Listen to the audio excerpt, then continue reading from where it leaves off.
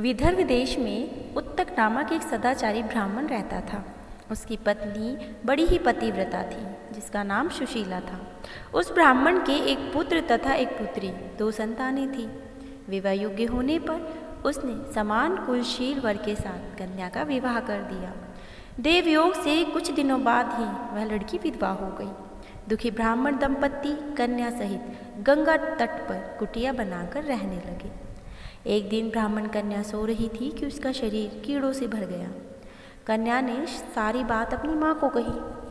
माँ ने पति से यह सब कहते हुए पूछा कि हे प्राणनाथ, मेरी साध्वी किसी कन्या, यह गति होने का क्या कारण है?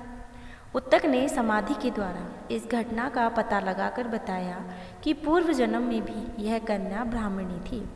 इसने रजस्वला होते ही बर्तन छू दिए थे। इस जन्म में भी इसने लोगों की देखा देखी ऋषि पंचमी का व्रत नहीं किया, इसीलिए इसके शरीर पर कीड़े पड़े।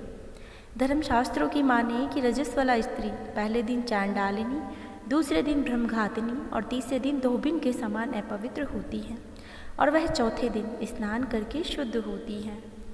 यदि यह शुद्ध मन से अब भी ऋषि पंचमी का व्रत करेगी तो इसके सारे दुख दूर हो जाएंगे और अगले जन्म में अटल सौभाग्य को प्राप्त करेगी।